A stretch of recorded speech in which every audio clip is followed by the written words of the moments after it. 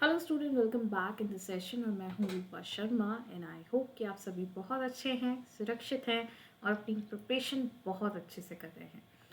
So yes, we are back with a session where we will be discussing reasoning questions from 12th October shift number 3, जो आपका shift number 2 है, और 1 वो हम already cover कर चुके हैं। It's a late night session और आपके पास भी लेट नाइट ही जाएगा। सो थोड़ा सा जो आप कह सकते हो डिले है या ट्रबल है सेशंस में, वो हम ये कह सकते हैं कि जब तक हमारा लाइव सेशन का प्रोग्राम नहीं बनता है प्रॉपरली तब तक रहेगा। उसके बाद एक फ़िक्स टाइम पे हम लोग मिलेंगे, ठीक है? तब तक bear me, okay? So yes, and to keep the session interacting, उस पर भी हम बात कर लेते हैं कि जब लाइव सेशन एक बार आपके शुरू हो जाएंगे, आपके कमेंट्स मेरे सामने होंगे, तो सेशन को इंटरेक्टिव भी कर लेंगे। लेकिन अभी हम सिर्फ क्या करने वाले हैं, क्वेश्चन और उसका सोल्यूशन, सिर्फ इन्हीं दो चीज़ों पे हम फोकस करेंगे, ठीक है? So yes, as I have already mention कि हम आज 12 अक्टूबर को जो शिफ्ट हुई है उसका थर्ड शिफ्ट हम डिस्कस करने वाले हैं। So without wasting much time हम क्या करने वाले हैं, फर्स्ट क्वेश्चन की तरफ मूव करेंगे। Let's see what is a first question. पहला सवाल हमारा एनालॉजी से पूछा गया है। आपको पता है इसके 3 से 4 सवाल आपसे पूछे ही जाते हैं, है ना?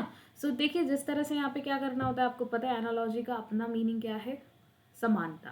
ओके, तो सहारा का अफ्रीका से रिलेशन दिया है।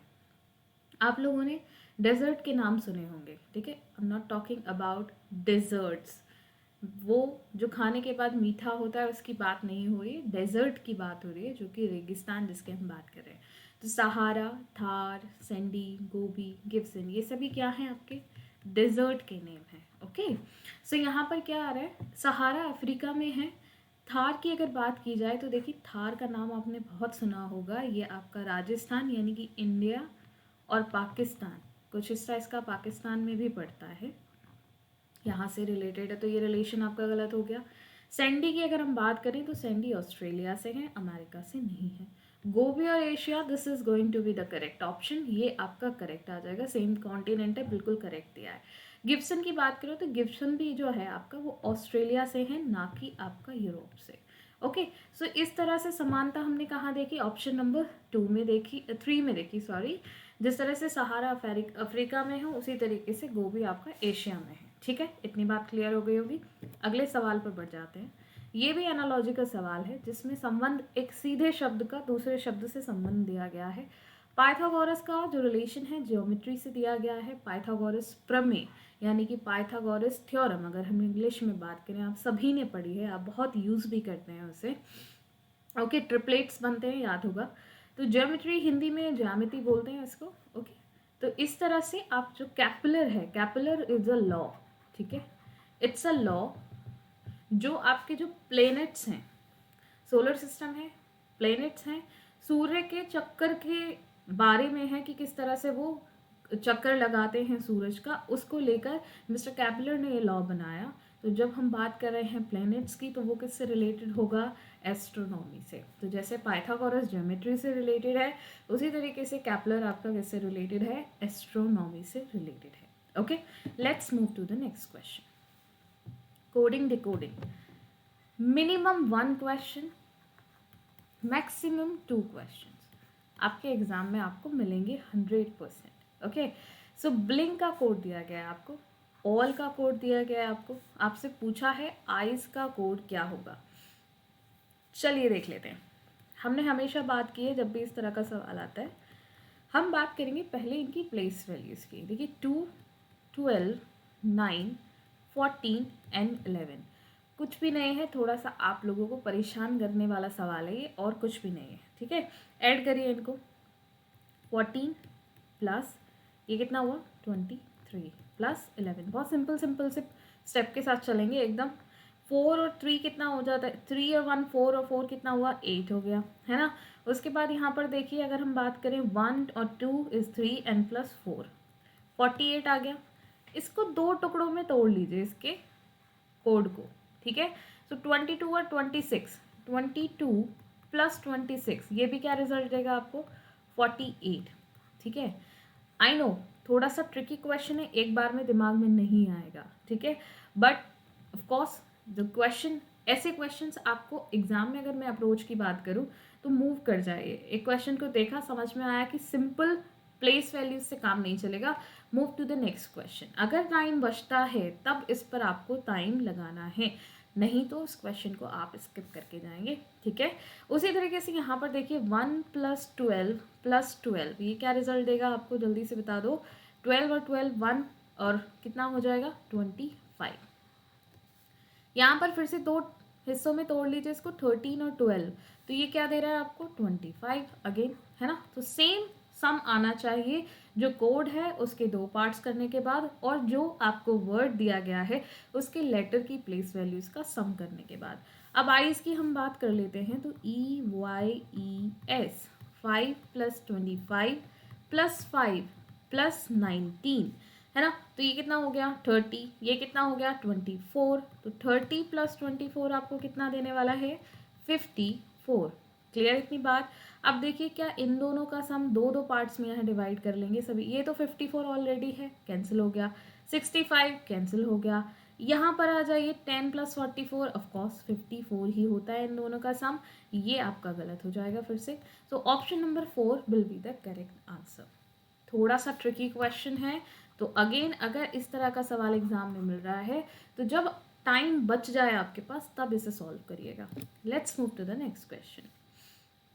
देखिए इस सवाल को आप देखेंगे तो शायद कुछ सेकंड्स में ही सॉल्व कर लेंगे। ये 6 का क्यूब होता है, ये 5 का स्क्वायर, दिस इज 4 का क्यूब, ऑल्सो 8 का स्क्वायर, ठीक है।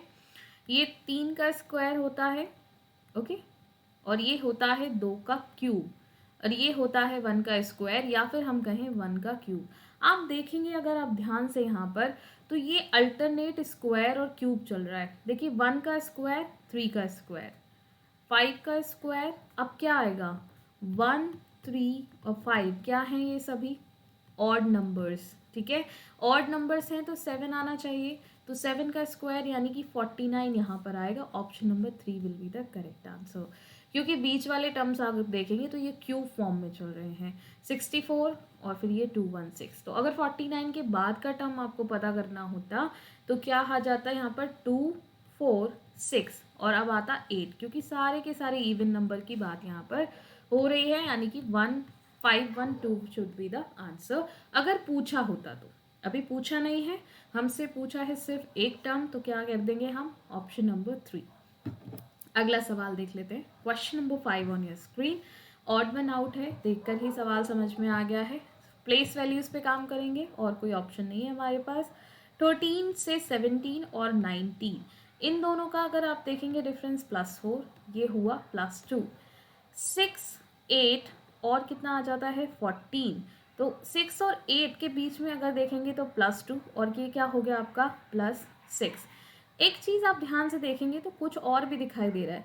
अगर मैं सिर्फ 6 और 8 का सम कर दूं तो वो 14 के बराबर होगा कि नहीं, तो दोनों चीज़ देख लेते हैं क्या हो रहा है। 10 + 16, और ये कितना हो जाएगा 26। अब देखो 10 से 16 आप देखोगे तो +6 हुआ।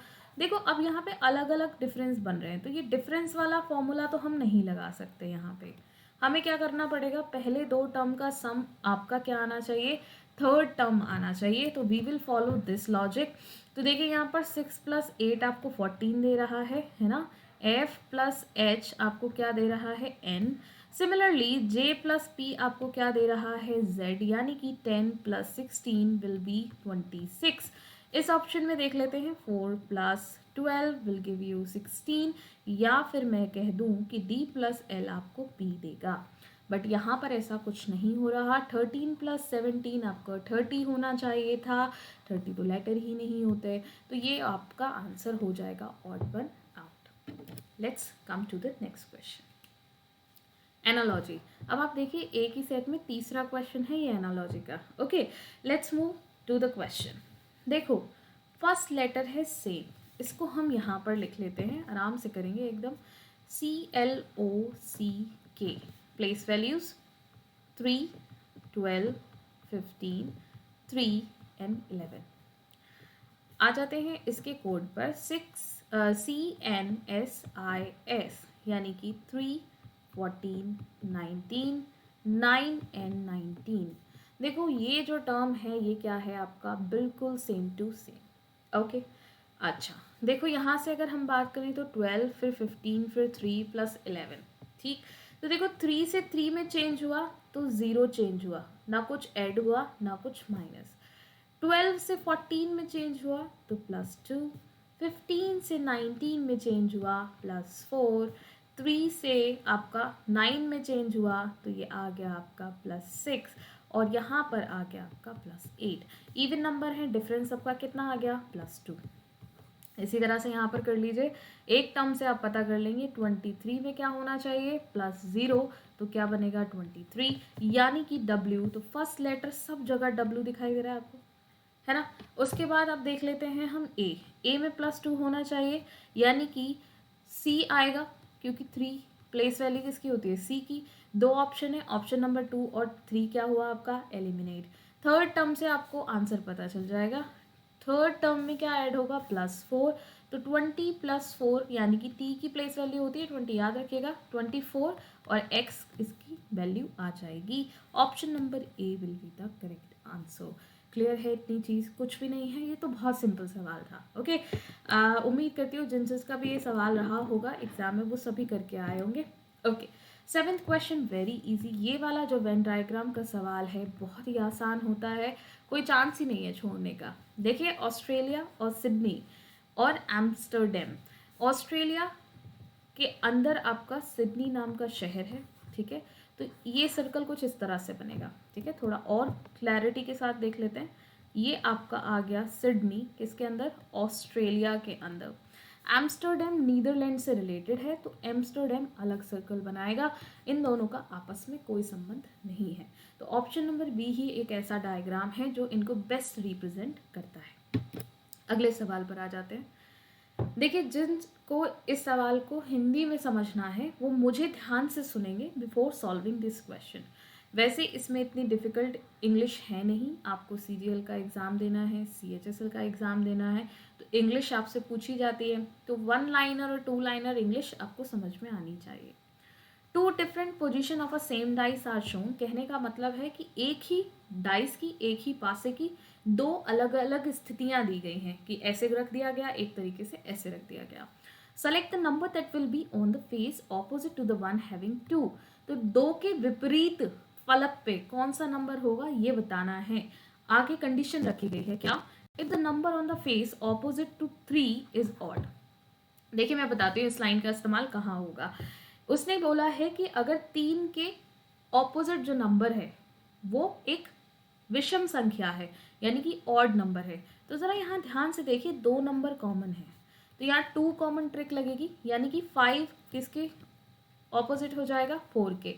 बट अगर 1 और 6 की बात देखूं तो इसमें क्या रहेगी, डाउट की कंडीशन रहेगी कि 1 के ऑपोजिट 3 भी हो सकता है और 1 के ऑपोजिट 5 भी हो सकता है। तो ये जो भ्रांति है यहाँ पर, इसको तोड़ने के लिए ये लाइन यहाँ पर काम में आएगी। उसने पहले ही कह दिया कि 3 के विपरीत फलक पे जो संख्या आएगी वो क्या होनी चाहिए, विषम संख्या, ऑड नंबर होना चाहिए। ऑपोजिट फेस पर 3 के एक ऑड नंबर होना चाहिए, तो एक ही पॉसिबिलिटी है कि 3 के ऑपोजिट 1 हो और 6 के ऑपोजिट 5 हो। Okay, okay, I am so sorry, ये यहाँ पर 2 आएगा भाई, 5 कैसे आएगा, क्योंकि 5 तो ऑलरेडी यहाँ पर है। I am really very sorry. तो जो हमसे सवाल पूछा गया वो क्या पूछा गया कि 2 के ऑपोजिट क्या आएगा, तो 2 के ऑपोजिट 6 आएगा। अगर ये कंडीशन यहाँ नहीं लगाई होती तो आप ये सवाल सॉल्व नहीं कर सकते थे। ओके, चलिए let's move to the next question. बहुत ही सिंपल सवाल है, स्क्वायर आपको पता करने हैं। देखिए, अगर हम बड़े स्क्वायर की बात करें यहाँ पर, okay, let me take you to the larger one, ठीक है। ये यहाँ पर अगर हम इसकी बात करेंगे तो यहाँ पर कितने बन रहे हैं, 5, ठीक है। बिग की बात करें तो 5।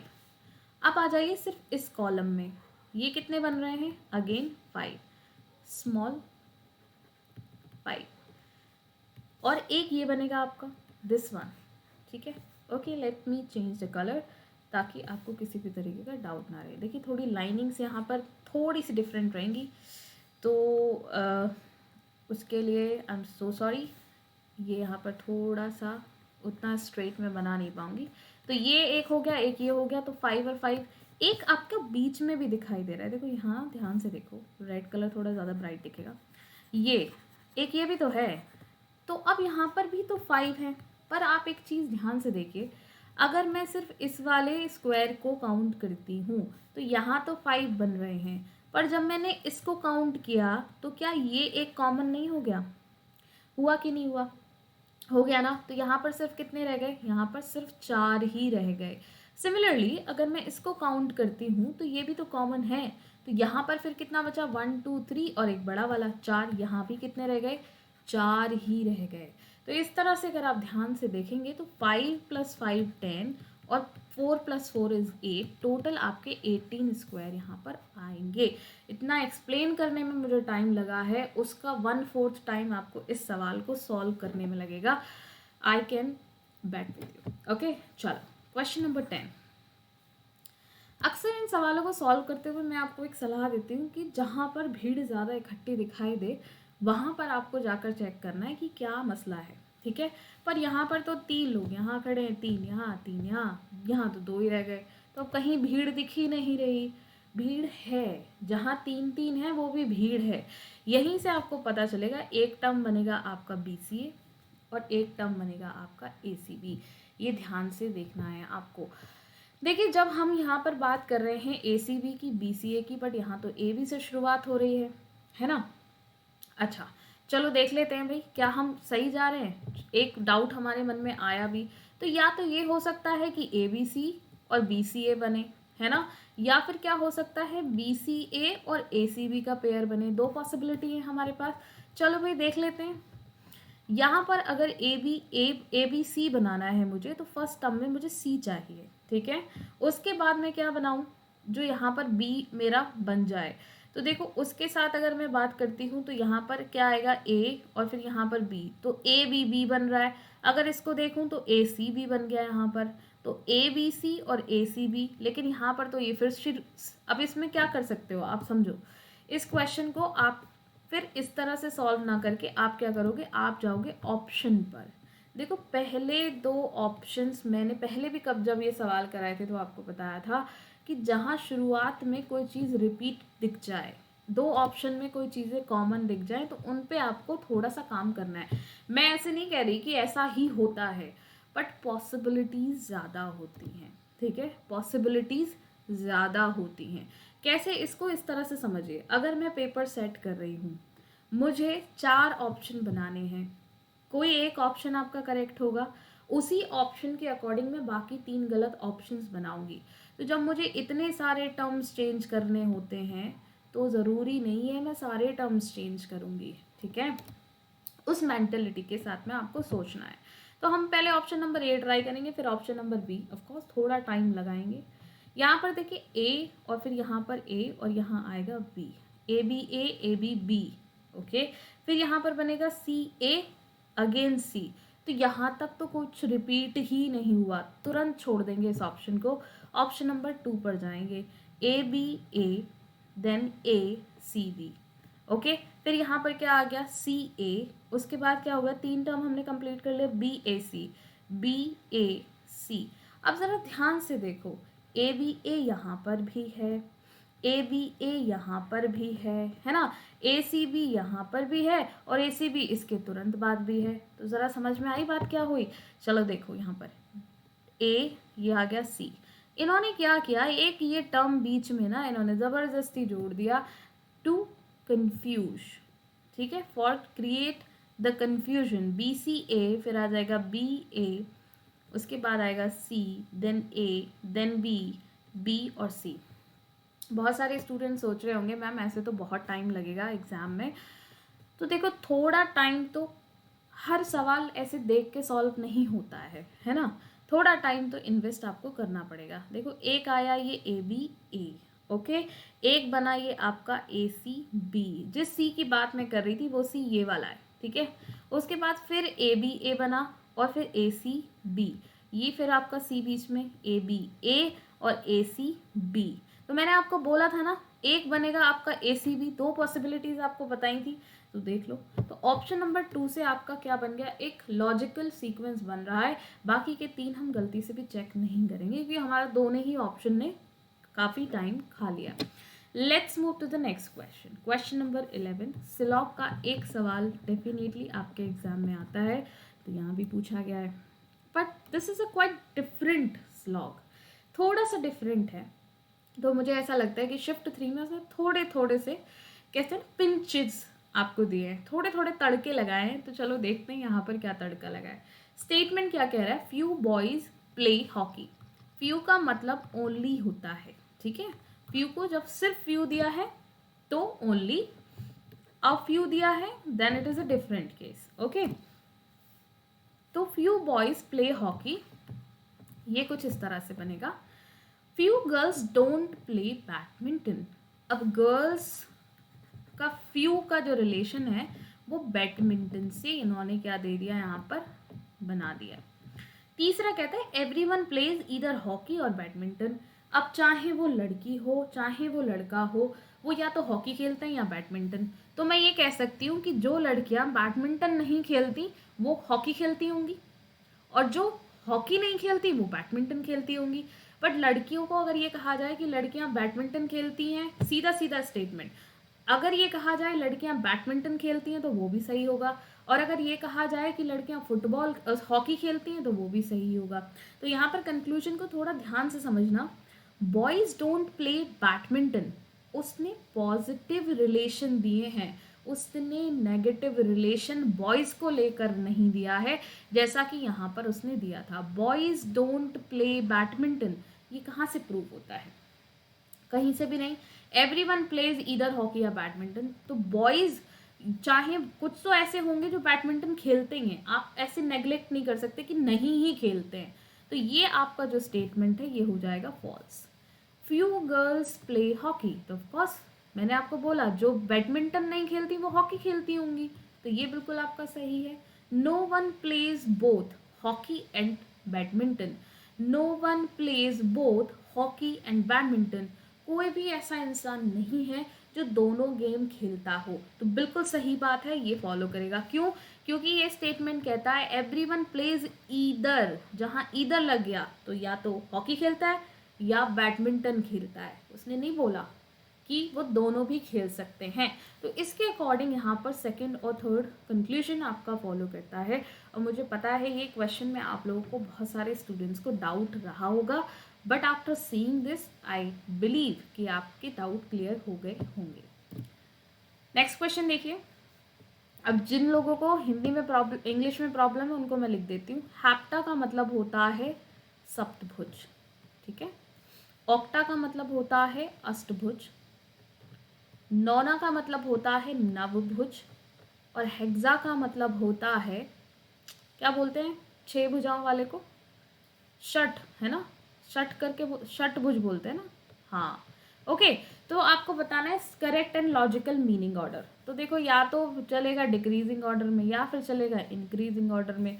तो देख लेते हैं। सप्तभुज का मतलब 7, अष्ट का मतलब 8, 9 का मतलब 9 और 6 का मतलब, षट का मतलब 6। तो 6 7 8 9 या फिर 9 8 7 6, कुछ इस तरह से चलेगी कहानी। या तो 4 पहले आना चाहिए या फिर आपका थर्ड पहले आना चाहिए। तो थर्ड भी पहले, 4 भी पहले, चलो भाई देख लेते हैं। ओके, तो देखो अगर हम बात करें यहाँ से, तो थर्ड के बाद सेकंड का मतलब ऑक्टागन। तो थर्ड के बाद सेकंड कैसे आएगा, बिल्कुल ठीक है, ऑक्टागन आ गया। उसके बाद 1 हेप्टागन, सीधा 7 आ गया, और फिर उसके बाद हेक्सागन। तो ये तो बात ठीक हो गई आपकी। देखो थर्ड नंबर पे क्या है 9, सेकंड नंबर पर 8, फर्स्ट नंबर पर 7 और फोर्थ नंबर पर 6। तो यही आपका करेक्ट हो जाएगा आंसर, है ना। क्लियर है इतनी बात? चलो option number A will be the correct one. Let's move to the next question. 3 6 से 30 बनाया है आपके एनालॉजी के। अब कितने सवाल हो गए? चौथा सवाल है ये। सेट बेस्ड एनालॉजी भी इसी में आती है ना। तो 3 6 से बना 30, आपको बताना है क्या रिलेशन इसमें बन रहा है। ओके चलिए भाई लेट्स सी। देखो यहाँ पर अगर मैं बात करूँ 3 से 6 जाने की, 3 से क्या किया गया, 3 - 1 क्या मिल गया 6, उसके बाद 6 से हम आगे बढ़े थर्ड एलिमेंट पर, थर्ड टर्म पर, तो 6 माइनस 1 क्या बन गया 30। यानी कि इस टर्म से इस टर्म पर जाने के लिए इस टर्म से -1 किया गया और उससे मल्टीप्लाई कर दिया गया। 4 तियां 12 होते हैं, 4 माइनस 1 की मल्टीप्लाई 12 आएगी, 12 माइनस 1 यानी कि इसकी मल्टीप्लाई 132 होती है। पहला ही सब ऑप्शन आपका करेक्ट है, ज़्यादा सोचने की ज़रूरत ही नहीं थी। Next question, odd one out है, बताइए क्या आंसर आएगा। चलिए, ये पूछने बताने का सिलसिला लाइव सेशन में करेंगे, फिलहाल मैं इसका सोल्यूशन आपको बता देती हूँ। रेशो पर जाएंगे, जब कुछ और दिखाई ना दे तो रेशो की बात करनी चाहिए। 7 चौक 28 और 7 ढाई 70, है ना। यहाँ पर देखिए 8 चौक 32, 8 छंग 48, ये और शॉर्ट हो सकता है, 2:3 में चला जाएगा, ठीक है। 16 दूनी से 16 से हम डिवाइड कर सकते थे। अब यहाँ पर 6 से डिविजिबल है ये, सिर्फ इससे ज़्यादा नहीं होगा। 6 दूनी 12 और 6 पंजे 30, ये भी और शॉर्ट हो सकता है 2:5। तो देखो एक रेशो ये, एक रेशो ये, दोनों सेम है। यहाँ पर देखो 8 दूनी 16, 8 पंजे 40, तो इन सब का रेशो क्या आ गया, समान आ गया। सिर्फ ऑप्शन नंबर 2 का रेशो है, वो क्या है 2:3, यही आपका ऑड वन आउट हो जाएगा। Let's move to the next question, बहुत ही आसान सवाल। B is the only son of A, B जो है वो A का ओनली सन है। C is the mother of D, C जो है वो मदर है D की, okay. A is the mother of C, A mother है C की, तो C इनके सिस्टर हो गई, D यहाँ पर चले गए, मदर हो गई, जेंडर क्लियर हो गया। The relation of B with D is, B का D से रिलेशन क्या है, तो देखिए उनकी मदर, डी के मदर के भाई हैं, तो कौन हो गए, मैटरनल फादर, ओ सॉरी मैटरनल अंकल, तो क्या आ जाएगा यहाँ पर मामा, ठीक है। ऑप्शन नंबर 3, क्लियर इतनी बात। Let's move to the next question. देखो इस बार अरिथमेटिक के 2 सवाल पूछे गए हैं, तो अच्छे से प्रैक्टिस करके जाना, ठीक है। चलिए, ये सवाल थोड़ा सा ट्रिकी है। While traveling by bus, a man spent ₹60 more than 10 times the fare. कौन सा fair, he paid for an auto rickshaw. मान लीजिए उसने ऑटो रिक्शा को कितने दिए, X रुपीज़ दिए, ठीक है।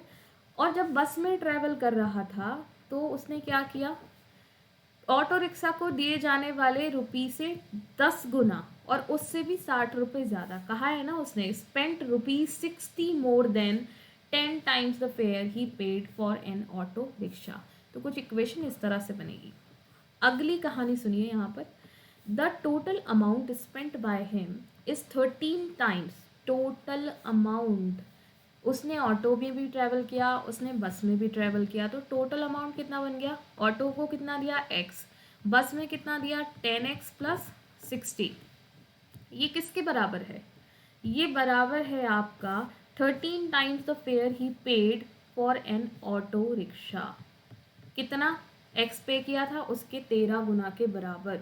उसने अब सवाल पूछा है what total amount the money was spent on bus as well as auto rickshaw by the man. Auto rickshaw और बस दोनों को मिलाकर उसने कितना मनी खर्च कर दिया, ये आपसे पूछा है। चलो भाई यहाँ से देख लेते हैं, ये कितना हुआ 11x plus 60 is equals to 13x, है ना। ये उधर चला जाएगा तो 2x इज इक्वल्स टू 60 बचेगा। बहुत एकदम डायरेक्ट कर दिया है, आई होप आप शायद मुझसे भी ज़्यादा फास्ट कर रहे होंगे, ठीक है। x क्या हो जाएगा 30, x क्या है, ऑटो रिक्शा को दिए गए पैसे यानी कि 30 रुपये। अगर बस के फेयर की बात की जाए तो 10 इंटू 30 कितना हो जाएगा 300, और अगर 60 ऐड करें तो 360, टोटल अमाउंट प्लस करके कितना आ जाएगा 390। ऑप्शन चेक करो, ऑप्शन नंबर 3, क्लियर है इतनी बात।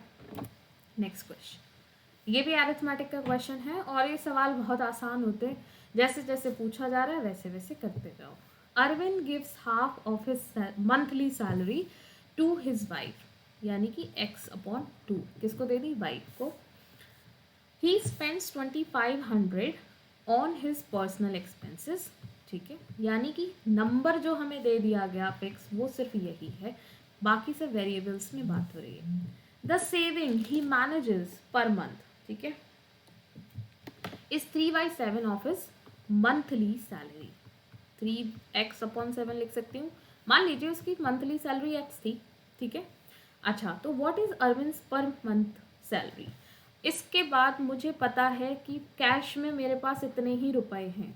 अब मैं क्या करूं कि टोटल सैलरी मेरी x थी, उसमें से मैं xy2 प्लस 3x/7 ये माइनस कर दूं, तो मेरे पास 2500 रुपये बचे, है ना। वही तो था, उसने बता दिया कि 2500 रुपये इसने अपने आप पे खर्च कर दिए। इन दोनों का एलसीएम निकाल लो जरा, सबका ही कर लो एलसीएम, ठीक है। बिल्कुल बेसिक बच्चों वाली फॉर्मूला है, तो सो दैट किसी भी तरीके का कन्फ्यूजन कहीं ना रहे। 14x minus 7x minus minus से अंदर आपको ओपन करना है, ये क्या हो जाएगा 6x, ये कितने किसके बराबर चला जाएगा 2500।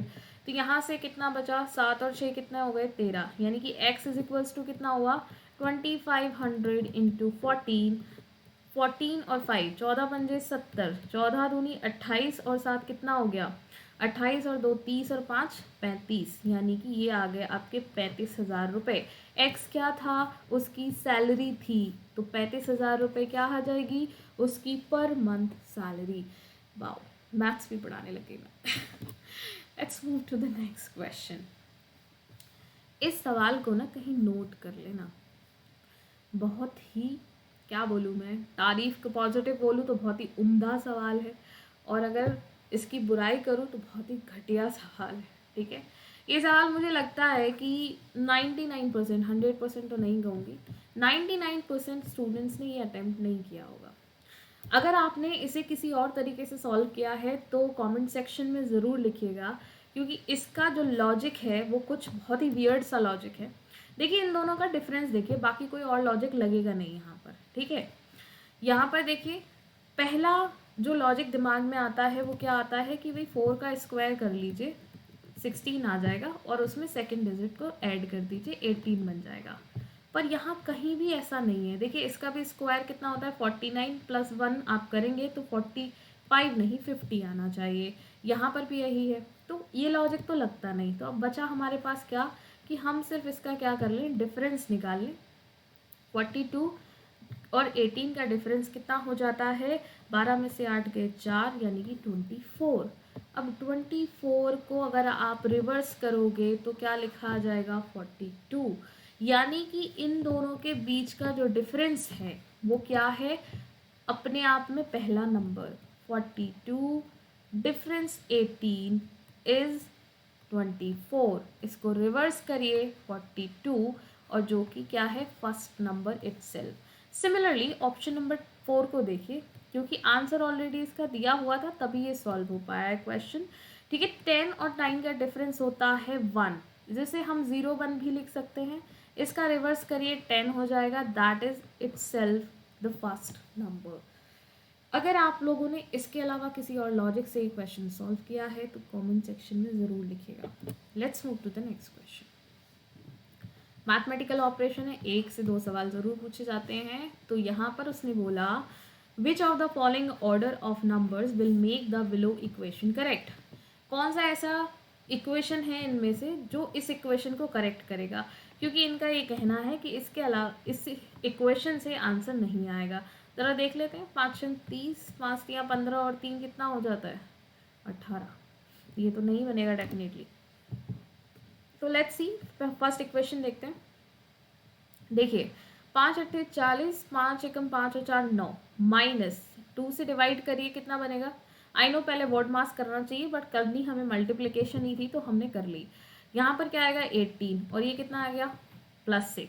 इन दोनों को ज़रा चेक करिए तो कितना बनेगा माइनस का 12, 90 माइनस 12 कितना होता है 10 माइनस 2 इज 8, यहाँ से एक कैरी चला गया तो 78। तो यही आपकी इक्वेशन आएगी, 78 आना चाहिए था right hand side. Option number A will be the correct one. Let's move to the next question. यहाँ पर आपको फिगर सीरीज दी गई है, बताना है कि अगला टर्म क्या बनेगा, अगली जो फिगर आएगी। तो डार्क वाला सेक्शन देखते हैं। डार्क वाले सेक्शन को देखिए, यहाँ से ये यहाँ आ गया, यानी कि 1 प्लेस से सेकंड प्लेस पे शिफ्ट हुआ, उसके बाद यहाँ से फिर सेकंड प्लेस पे शिफ्ट हुआ, यहाँ से फिर इस प्लेस पर सेकंड प्लेस पर शिफ्ट हुआ, यानी कि सेकंड प्लेस पर शिफ्ट हो रहा है। अब यहाँ से ये कहाँ पहुँचेगा, यहाँ पर। ये सिर्फ 2 ही इक्वेशन में आपको देखेगा, 2 ही फिगर में, एक ये खत्म ऑप्शन नंबर बी और ऑप्शन नंबर सी। अब ज़रा ध्यान से देखिए, फर्स्ट फिगर में देखेंगे तो ये जो लाइंस से ड्रॉ पार्ट था वो यहाँ पर इसके क्लोज है, बिल्कुल सटा हुआ, बट यहाँ से इसने एक प्लेस छोड़ दिया डार्क साइड से। फिर यहाँ से देखिए 2 प्लेस का गैप हो गया, है ना। यहाँ से ज़रा देखिए तो 1 2 3 3 प्लेस का गैप है, तो अब क्या होना चाहिए, 4 प्लेस का गैप। तो ज़रा अगर इसमें देखोगे तो 1 2 यहाँ पे 2 प्लेस का गैप है कि नहीं है, जल्दी से बताओ, है ना। और यहाँ पर अगर आप देखोगे तो 1 2 3 4, option number C will be the correct answer. I hope इतनी बात क्लियर है। क्वेश्चन नंबर 21, इस सवाल को आप 2 तरह से सॉल्व कर सकते हैं। आपने किस तरीके से किया है ज़रूर बताइएगा कमेंट सेक्शन में, बिकॉज मैं भी जानना चाहती हूँ कि आपका ब्रेन किस तरह से काम करता है। ठीक है, इस इक्वेशन में मैंने देखा 2 रिपीट हो रहा है, तो मुझे लगा कि हो सकता है इक्वेशन 3 3 की चल रही हो, है ना। अब वापस किससे शुरू होगी, 2 से शुरू होगी, तो आंसर 4 आना चाहिए, और आंसर की में भी आंसर 4 दिया है, बट ये ज़्यादा लॉजिकल नहीं लगता। अब ज़रा ध्यान से देखो इन दोनों का डिफरेंस, अगर इन दोनों का डिफरेंस देखोगे तो कितना आएगा 5। सिर्फ डिफरेंस की बात कर रही हूँ, जब हम डिफरेंस की बात करते हैं तो ऑटोमेटिकली जो लार्जर नंबर है उसमें से स्मॉल नंबर हम घटाते हैं, ठीक है। तो डिफरेंस कितना है 5, जो कि कहाँ आ गया, यहाँ। अब इन दोनों का डिफरेंस देखो कितना है 2, जो कि कहाँ आ गया, यहाँ। इन दोनों का डिफरेंस 3, कहाँ आ गया, यहाँ। इन दोनों का डिफरेंस 1, यहाँ आ गया। तो अब ज़रा मुझे बताओ 3 और 1 का डिफरेंस कितना होता है 2, तो 2 कहाँ आए, ऑप्शन नंबर 4। तो ज़रूर बताइएगा मुझे कि आपने फर्स्ट लॉजिक से काम किया है या फिर आपने सेकंड लॉजिक से काम किया है। ओके, चलिए सेकंड 22nd क्वेश्चन। लैंग्वेज जिनको लग रहा है ये सिर्फ इंग्लिश में सवाल है उनको मैं बता दूं, ट्रेन को कोड किया गया है FHYQL से, तो चेक का कोड आपसे पूछा गया है। ओके, देखिए ट्रेन की हम बात करें तो 20, 18, 1, 9 एंड 14 प्लेस वैल्यूज रख लेंगे। 6, 8, 25, 17 एंड 12। ओके, जब भी ऑड नंबर दिखे ना तो what you need to do is middle number को चेक किया करो। यहाँ से -2 हुआ, है ना। अगर मैं इसको क्रॉस देखूँ, जम्बलिंग करेंगे हम, जम्बलिंग फॉर्म में कोडिंग है, तो यहाँ भी -1 और यहाँ पर भी -1। अब यहाँ जिनको नहीं पता है वो समझ लीजिए, 1 से जब -2 करते हैं तो आता है -1, और -1 लेटर्स तो नहीं होते, तो हम क्या करते हैं, जब भी माइनस में कोई नंबर आता है उसमें +26 करके लेटर की प्लेस वैल्यू निकाल लेते हैं। इस तरह से ये 25 आया। अब देखिए 6 और 8 का रिलेशन देखेंगे जम्बलिंग फॉर्म में, तो कैसे आएगा, -8। सिमिलरली 20 और 12 -8। तो आपको इतना पता चल गया जो कॉर्नर वाले नंबर्स हैं वो -8 के डिफरेंस से आ रहे हैं। तो C से जब आपका डिफरेंस बनेगा तो वो आएगा इस कॉर्नर पर, तो हमें चाहिए फर्स्ट नंबर, तो हम E माइनस क्या करेंगे, 8 करेंगे, यानी कि 5 - 8 विल गिव यू -3। तो जब माइनस में नंबर आते हैं तो क्या करते हैं, 26 प्लस करते हैं, आएगा 23। किसकी वैल्यू होती है प्लेस वैल्यू, W। कहाँ दिख रहा है, ऑप्शन नंबर 1। क्वेश्चन पूछते जाइए, आंसर मिलता जाएगा। Okay, let's move to the 23rd question. That's a cutting folding question, बहुत ही आसान सवाल है, कुछ नहीं करेंगे, सिर्फ इसको कंप्लीट करते जाइए। ये आया तो यहाँ पर भी आएगा, तो देखो ये कहाँ कहाँ है, option number A cancel, option number B cancel, क्योंकि ये वाला जो कॉर्नर है, ये कॉर्नर, ये इस कॉर्नर पर कभी नहीं आएगा। ओके, ये दोनों बच जाते हैं हमारे पास। चलिए, बहुत बढ़िया बात है। देखो अब जब ये सर्कल यहाँ पे पूरा होगा ना इस तरह से, तो ये सर्कल यहाँ पर भी आएगा, तो ये यहाँ पर एक ही सर्कल नहीं देना चाहिए था, ऑप्शन नंबर डी गलत हो गया, option number C will be the correct answer. Clear है इतनी बात। Next question. Okay, let me come to this point. हाँ, अब कुछ स्टूडेंट ये पूछ सकते हैं मैम ये वाला कैसे बनेगा, तो देखो जब ये आपका फोल्ड होगा ना तो ये यहाँ पर भी आएगा ओपन होने के बाद। क्यों, क्योंकि ये इस फोर्थ पार्ट में भी बीच में से पार्टीशन हुई है। क्लियर, चलिए let's move to the next question. आपको दिया गया है मिरर इमेज का सवाल। सवाल ने क्या कहा, select the correct mirror image of the given figure. जब ये ना बताया हो कि मिरर कहाँ रखी है तो हमेशा राइट साइड रखेंगे, ठीक है। तो हमें नहीं पता कहाँ रखी है, तो हमने क्या कर ली, राइट साइड में रख ली। अब देखो ये जो फिगर है वो कैसे बनेगी, कुछ इस तरह से बनेगी, है ना। और इसमें बनेंगी हॉरिजॉन्टल लाइंस। और ये आपको कहाँ दिखाई दे रहा है? क्लोज। क्लोज चीज़ क्लोज दिखाई देती है, तो सिर्फ ऑप्शन नंबर बी और डी में दिख रहा है। ये आ गए आपके दोनों ऑप्शन गलत। अब इन दोनों में क्या डिफरेंस है? इन दोनों में डिफरेंस ये है कि यहाँ पर लाइंस वर्टिकल दिखाई दे रही हैं, जबकि लाइंस कैसी होनी चाहिए? Horizontal. Option number B will be the correct answer. Let's move to the last question. ये आपका 20th of October shift number 3 का लास्ट सवाल है, ठीक है। तो let's see, rotation not allowed. तो भाई जिस तरह से यहाँ पर ये जिग जैग हो रहा है वैसे ही आपको ढूंढना है। तो इस तरह का जिग जैग अगर आप ध्यान से देखो तो यहाँ तो कोई जिग जैग ही नहीं है, बात खत्म हो गई यहीं पे। ओके अगर यहाँ पर देखोगे तो एक लाइन से जिग जैग नहीं बनेगा, ये भी कैंसिल। आ जाते हैं इस पे। तो यहाँ पर अगर आप ध्यान से देखोगे तो इस तरह का कोई जिग जैग बन रहा है क्या? नहीं बन रहा है। तो अब आपको कहाँ आना पड़ेगा? आपको आना पड़ेगा यहीं पे। This is going to be your answer for this question, ठीक है। ये इन्होंने यहाँ से शुरू किया है, ये आया ऐसे करके। Option number D should be the correct answer, ठीक है। क्या होना चाहिए? Option number D should be the correct answer. Clear है इतनी बात? और कोई सवाल किसी के मन में? हाँ, इसमें नहीं बन सकता है क्योंकि यहाँ पर अगर आप ध्यान से देखोगे, चलो हम यहाँ से शुरू भी कर दें, तो यहाँ पर देखो ये इस तरह से नहीं जा रही है तिरछी लाइन, है ना। तो ऑप्शन नंबर डी ही एक ऐसा है जो यहाँ पर आंसर आपको करेक्ट दे सकता है। देखो इस तरह से यहाँ से शुरू कर लो ना, ये आ गया, उसके बाद कहाँ गया? ये यहाँ चला गया, फिर ये यहाँ आ गया, फिर ये यहाँ आ गया, फिर ये और ये। This should be the correct answer, ठीक है। चलिए, so this was the session. Thank you so much. I hope कि आपको बहुत सारे सवाल थे जिनमें डाउट्स होंगे।